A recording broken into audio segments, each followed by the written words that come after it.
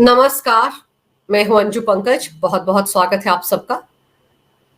कोलकाता के RG Kar medical college में 9 अगस्त को जिस विभत्स तरीके से एक महिला डॉक्टर का रेप किया गया, उसकी हत्या की गई, उस पूरे मामले ने पूरे देश को हिला दिया था।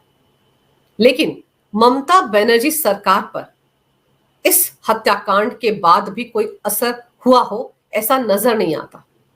सुप्रीम कोर्ट ने इस मामले पर स्वतः संज्ञान लिया था और ये कहा था कि सरकारी अस्पतालों में डॉक्टरों की सुरक्षा को ममता बनर्जी सरकार सुनिश्चित करे। वहां पर पर्याप्त संख्या में सुरक्षा बल तैनात किए जाएं, वहां पर सीसीटीवी कैमरे लगाए जाएं, ताकि जो डॉक्टर, खासतौर पर महिला डॉक्टर वहां पर काम करती हैं, नाइट ड्यूटी करती हैं, कम से कम उनकी सुरक्षा को सुनिश्चित किया जा सके।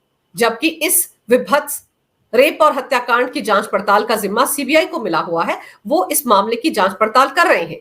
लेकिन ममता बनर्जी, जो राज्य की मुख्यमंत्री होने के साथ साथ स्वास्थ्य मंत्री भी हैं, गृह मंत्री भी हैं, उनको सिर्फ और सिर्फ सुप्रीम कोर्ट ने डॉक्टरों की सुरक्षा सुनिश्चित करने के लिए कहा था। लेकिन वो काम भी ममता बनर्जी अभी तक कर नहीं पाई है। करीब करीब इस हत्याकांड को 1.25 महीने होने को आए हैं। आरजीकर अस्पताल में डॉक्टर अभी भी हड़ताल पर है। उनकी एक ही मांग है कि उनकी सुरक्षा को सुनिश्चित किया जाए। लेकिन ममता बनर्जी सरकार की तरफ से अभी तक सीसीटीवी कैमरे लगाने का काम भी आधा अधूरा हुआ है। और इसी मामले पर मंगलवार को सुप्रीम कोर्ट में chief justice of India DY Chandrachud ने ममता सरकार को कड़ी फटकार लगाई। उनसे पूछा कि अभी तक सीसीटीवी कैमरे लगाने का काम पूरा क्यों नहीं हुआ है।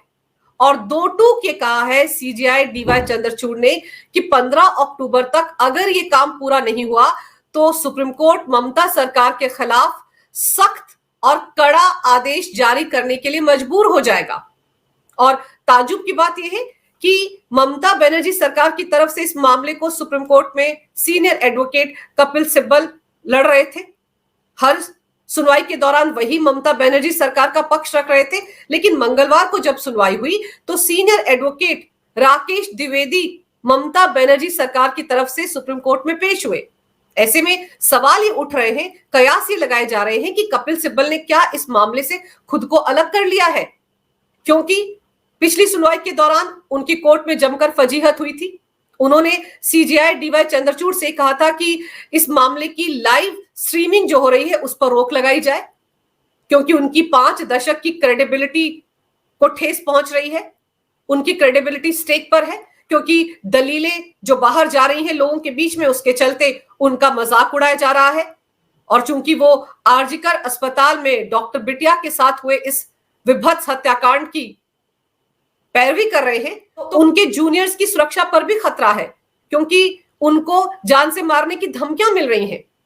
और जब ये सारी बातें कपिल सिब्बल की तरफ से सुप्रीम कोर्ट में रखी गई थी तो सीजीआई डीवाई चंद्रचूड़ ने कहा था कि अगर आपके जूनियर्स के साथ ऐसा हो रहा है तो वो अपनी शिकायत उनके सामने कर सकते हैं और वो इसको लेकर एक आदेश भी जारी कर सकते हैं। लेकिन इस मामले की लाइव स्ट्रीमिंग को रोका नहीं जा सकता। जनता को जानने का अधिकार है कि कोर्ट में इस मामले को लेकर क्या हो रहा है, किस तरह की दलीलें रखी जा रही हैं, ये सब कुछ जानने का अधिकार जनता को है। ट्रांसपेरेंसी होनी चाहिए, मामले को दबाने की जरूरत नहीं है। ऐसे में सीजीआई डीवाई चंद्रचूड़ की इन बातों ने कपिल सिब्बल की बोलती बंद कर दी, तो कपिल सिब्बल के पास कहने के लिए कुछ बचा ही नहीं था। तो ऐसे में माना यह जा रहा है कि शायद कपिल सिब्बल ने इस मामले से खुद को अलग कर लिया है। इसीलिए मंगलवार को सुनवाई के दौरान ममता सरकार की तरफ से राकेश द्विवेदी, जो कि सीनियर एडवोकेट है, वो पेश हुए थे। इस मामले में मंगलवार को क्या कुछ हुआ है आपको वो बताती हूं। सुप्रीम कोर्ट ने पश्चिम बंगाल सरकार को अस्पतालों में डॉक्टरों की सुरक्षा सुनिश्चित करने में हो रही देरी पर कड़ी फटकार लगाई है। कोर्ट ने सरकार से सुरक्षा उपायों की धीमी प्रगति पर सवाल उठाए, विशेषकर सीसीटीवी कैमरों और अन्य सुरक्षा इंतजामात की कमी को लेकर सुप्रीम कोर्ट ने ममता सरकार को फटकार लगाई। कोर्ट ने चेतावनी दी है कि अगर 15 अक्टूबर तक इन सब पहलुओं पर सुधार नहीं किया गया तो कोर्ट ममता सरकार के खिलाफ सख्त कार्रवाई करने को मजबूर हो जाएगा। और वहीं चीफ जस्टिस डीवाई चंद्रचूड़ की अध्यक्षता वाली पीठ ने पश्चिम बंगाल की ममता सरकार से पूछा है कि राज्य के अस्पतालों में डॉक्टरों की सुरक्षा सुनिश्चित करने के लिए सीसीटीवी कैमरे, ड्यूटी रूम और शौचालय जैसे बुनियादी उपायों की अब तक कितनी प्रगति हुई है। ममता सरकार की तरफ से सुप्रीम कोर्ट में पेश हुए वरिष्ठ अधिवक्ता सीनियर एडवोकेट राकेश द्विवेदी ने बताया कि बाढ़ जैसी प्राकृतिक आपदाओं के चलते काम में देरी हुई है और अभी तक सिर्फ 22% सीसीटीवी कैमरे स्थापित किए गए हैं। वैसे यहां समझने वाली बात यह है कि अभी तक तो ममता सरकार का पक्ष रखने के लिए सुप्रीम कोर्ट में सीनियर एडवोकेट कपिल सिब्बल ने ही मोर्चा संभाल के रखा था, लेकिन शायद पहला मौका है जब वहां पर सीनियर एडवोकेट राकेश द्विवेदी ममता सरकार की पैरवी करते नजर आ रहे हैं। और जब राकेश द्विवेदी की तरफ से कहा गया कि सिर्फ 22% सीसीटीवी कैमरे अभी तक स्थापित किए गए हैं, तो फिर सीजेआई डीवाई चंद्रचूड़ ने कड़ी आपत्ति जताई और सवाल पूछा कि 50% से ज्यादा का काम किसी भी क्षेत्र में पूरा क्यों नहीं हुआ है? डॉक्टरों की सुरक्षा सुनिश्चित करने में इतनी धीमी गति क्यों है? कोर्ट ने पश्चिम बंगाल सरकार को निर्देश दिया कि वो 15 अक्टूबर तक सुरक्षा उपायों को तेजी से लागू करे। और यहां समझने वाली बात यह है कि सुप्रीम कोर्ट ने यह भी कह दिया कि अगर 15 अक्टूबर तक तेज रफ्तार के साथ सीसीटीवी कैमरे लगाने का काम, डॉक्टरों को सुरक्षा मुहैया करवाने का काम नहीं किया गया तो वो ममता सरकार के खिलाफ कड़ा सा कड़ा आदेश जारी कर सकते हैं। और आपको याद होगा कि 9 अगस्त को जब ये घटना हुई थी, उसके बाद सुप्रीम कोर्ट ने स्वतः संज्ञान लेते हुए इस मामले पर सुनवाई शुरू की थी। इससे पहले कोलकाता हाईकोर्ट के आदेश के बाद इस मामले की जांच सीबीआई को सौंपी गई थी। कोर्ट ने डॉक्टरों की सुरक्षा सुनिश्चित करने के लिए एक राष्ट्रीय टास्क फोर्स बनाने का आदेश भी दिया था। सुप्रीम कोर्ट ने यह आदेश दिया था। साथ ही सुप्रीम कोर्ट ने आरजीकर अस्पताल में सीआईएसएफ की तैनाती का आदेश दिया था, क्योंकि उस अस्पताल के कई जूनियर डॉक्टर्स ने सुप्रीम कोर्ट को ईमेल किया था और अपनी सुरक्षा सुनिश्चित करने की गुहार लगाई थी। उनका यह कहना था कि अगर अस्पताल में सुरक्षा पहले से ही चाक चौबंद रहती तो 9 अगस्त वाली घटना नहीं होती। सुप्रीम कोर्ट ने राज्य सरकार से डॉक्टरों की सुरक्षा को लेकर उठाए गए कदमों पर विस्तृत रिपोर्ट पेश करने को कहा था और सीबीआई से भी इस मामले में स्टेटस रिपोर्ट मांगी थी। अदालत ने यह भी आदेश दिया था कि सुरक्षा उपायों में तेजी लाई जाए ताकि भविष्य में ऐसी घटनाओं से बचा जा सके। सुप्रीम कोर्ट ने इस मामले की सुनवाई में मंगलवार को यह कहा कि पश्चिम बंगाल सरकार को डॉक्टरों की सुरक्षा में तेजी लाने के लिए ठोस कदम उठाने की जरूरत है। अदालत ने सॉलिसिटर जनरल को निर्देश दिया कि वो अगली सुनवाई में ये जानकारी सुप्रीम कोर्ट को दें कि क्या अस्पताल में कोई ऐसा व्यक्ति है जिस पर अपराध या वित्तीय अनियमितता के आरोप हैं। यदि सीबीआई द्वारा ऐसे लोगों के खिलाफ पर्याप्त सबूत पेश किए जाते हैं तो उनके खिलाफ सेवा नियमों के तहत कार्रवाई की जाएगी।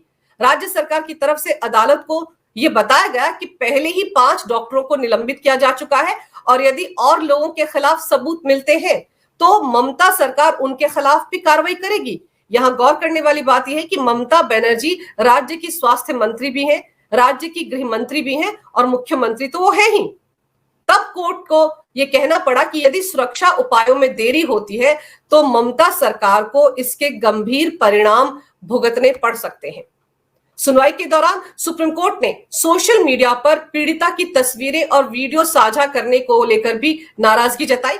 कोर्ट ने साफ कहा कि विकिपीडिया पर पीड़िता की पहचान उजागर न करने का जो आदेश उन्होंने जारी किया था वो सभी सोशल मीडिया प्लेटफॉर्म्स पर लागू होगा। सॉलिसिटर जनरल तुषार मेहता ने कोर्ट को जानकारी दी कि इलेक्ट्रॉनिक्स और सूचना प्रौद्योगिकी मंत्रालय एक नोडल अधिकारी को नियुक्त करने जा रहा है जो इस तरह की सामग्री पर निगरानी रखेगा और उसे हटाने का निर्देश देगा। कोर्ट ने इस मामले में मेटी को दिशा निर्देश तैयार करने को भी कहा है। इस बीच पश्चिम बंगाल जूनियर डॉक्टर्स ने सोमवार को यानी कि 1 अक्टूबर को एक प्रेस रिलीज जारी किया था और राज्य सरकार और न्यायिक प्रक्रिया में हो रही देरी पर नाराजगी जताई थी। उन्होंने कहा था कि 9 अगस्त की घटना के बाद भी अस्पतालों में सुरक्षा के लिए ठोस कदम नहीं उठाए गए हैं।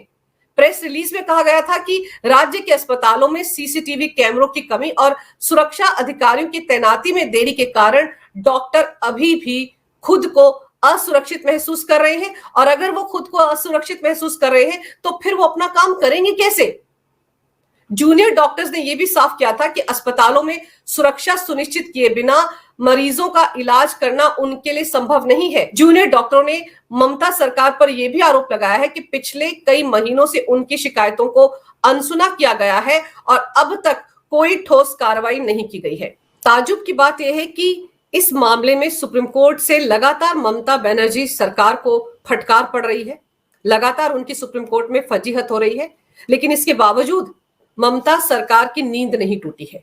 एक महिला डॉक्टर की इतने विभत्स तरीके से एक सरकारी अस्पताल में रेप के बाद हत्या कर दी जाती है, इसके बाद तो ममता सरकार को राज्य में मुस्तैदी के साथ सभी अस्पतालों में सुरक्षा व्यवस्था चाक चौबंद कर देनी चाहिए थी। सीसीटीवी कैमरे भी तेज रफ्तार से लगाए जाने चाहिए थे, लेकिन अभी तक इस दिशा में लचर रवैया नजर आ रहा है ममता सरकार का। सवाल फिर यही है कि आखिर किनको बचाने की कोशिश कर रही है ममता बनर्जी? पश्चिम बंगाल में सरकारी अस्पतालों में किस तरह का धंधा चलता है, क्या उस पर पर्दा डालने की कोशिश कर रही है ममता बनर्जी? इसीलिए अभी तक सरकारी अस्पतालों में सिर्फ 22% सीसीटीवी कैमरे लगाने का काम पूरा हुआ है। आखिर इस दिशा में ममता बनर्जी गंभीरता के साथ काम क्यों नहीं कर रही हैं? यही सवाल सुप्रीम कोर्ट में उठा है। अब जब 15 अक्टूबर को इस मामले में सुनवाई होगी, तब ममता बनर्जी सरकार की तरफ से क्या क्या दलीलें कोर्ट में रखी जाती हैं, उन पर निर्भर करेगा कि सुप्रीम कोर्ट ममता बनर्जी सरकार के खिलाफ किस तरह के कड़े निर्देश जारी करता है। क्योंकि सुप्रीम कोर्ट ने पहले ही साफ कर दिया है कि वो ममता बनर्जी के लचर रवैये से तंग आ चुके हैं। पौने 2 महीने हो गए हैं, लेकिन इसके बावजूद ममता बनर्जी सरकार डॉक्टरों की सुरक्षा को सुनिश्चित करने की दिशा में कोई काम कर ही नहीं रही है। तो ये जो लचर रवैया है ममता सरकार का, लापरवाही ममता बनर्जी सरकार इस दिशा में दिखा रही है, ये उनको भारी पड़ने वाली है। इसका खामियाजा उन्हें सुप्रीम कोर्ट में अब भुगतना पड़ेगा। अगर आपको ये वीडियो अच्छा लगे तो कृपया इसे लाइक करें, शेयर करें। अगर आप पहली बार मेरे चैनल पर आए हैं तो कृपया मेरे चैनल को सब्सक्राइब करना ना भूलें। मेरे चैनल को अपना पूरा समर्थन दें। ये वीडियो देखने के लिए बहुत बहुत धन्यवाद। नमस्कार। भारत माता की जय हो। वंदे मातरम और जय श्री राम।